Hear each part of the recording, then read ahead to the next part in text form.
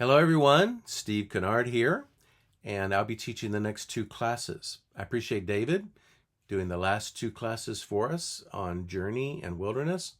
Now we're going to be talking about transformation, spiritual transformation.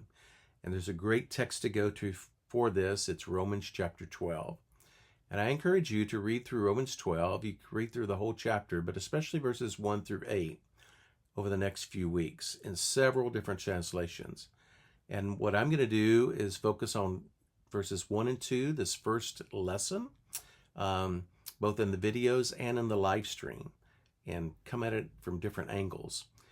But I want to just read and translate, so this will be your first translation to read Romans chapter 12, verses 1 and 2, as you follow along in this video here. Before I read, I did want to mention that Paul is turning the corner a little bit in Romans 12 here, and he's going to talk about some aspects of practical Christian living.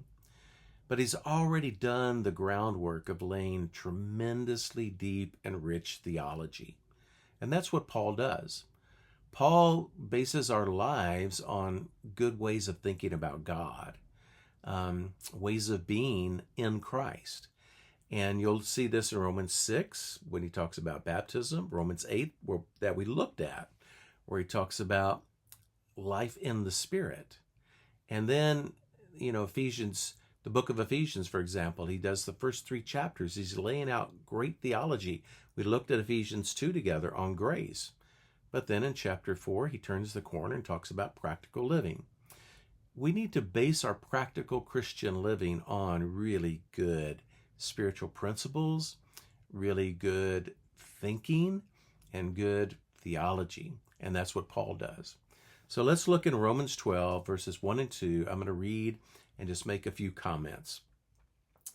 Paul begins with the word that is translated, I encourage, or I appeal to you. He bases this, he says, therefore, that's the second word, probably first in the English text, but I appeal to you, therefore.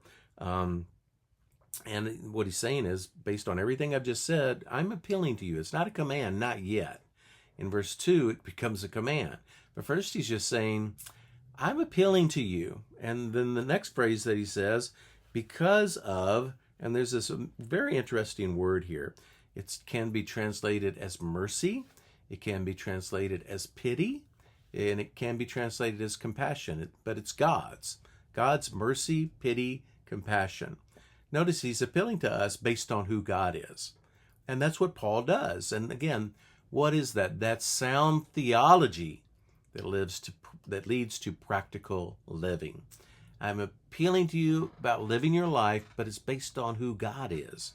And then he talks about life, that he wants to encourage them to present your bodies as a living sacrifice, holy and pleasing to God, which is your reasonable worship. And so he says, based on who God is, present yourselves as a living sacrifice, your bodies. Our bodies aren't evil. Our bodies were made by God. And we shouldn't look at them as evil. Instead, we should look at them in a holistic way of mind, body, and spirit working together. And it all goes into presenting this as a living sacrifice, which ties into worship. But it's going to be a little different here because it's our whole life that's now worship to God. Not just something that happens at the temple, but the whole of our life.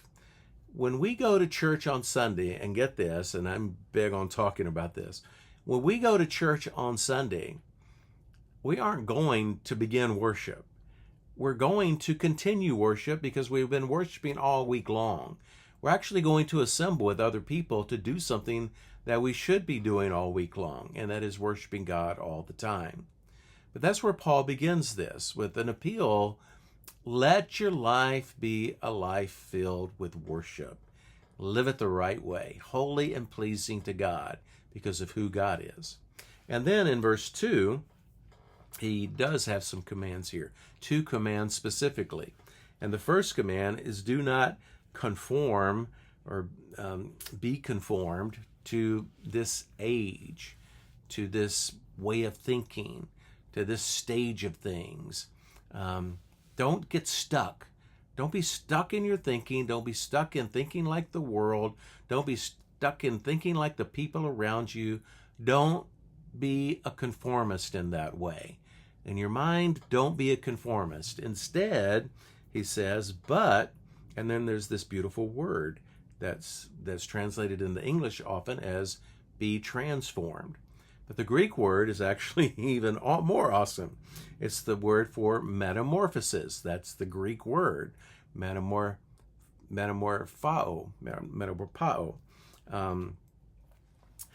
And this is the idea of changing, but not just a small little change, a totality of change. When something is metamorphed, that's the idea of the caterpillar becoming the butterfly, changing into something totally different. And I love that idea. I love that idea that I can be different than I used to be, that I could be metamorphed into something totally different with God's Spirit and God's help, and because of who God is, that I can be transformed. My whole nature can become different. I was negative, now I'm positive. I was gloomy and moody, and now I'm different than that. Not that those things don't continually nag at us, they will, but ultimately the goal is to become more like Jesus. So he says, don't be conformed to the way, don't get stuck in your thinking. Instead, be transformed by the renewing of your mind. And the word new is actually there. And I love that concept. We'll talk about that in the live stream. Renewal, the renewal of the mind. And then he goes on after talking about the renewal of the mind by testing what is the will of God, testing or discerning the will of God, the good and the pleasing. And then he closes out with this beautiful word that I love so much, teleos, mature, complete. So good and pleasing and complete will of God. Think about that, and be focused on that. Discern that in your life. Okay.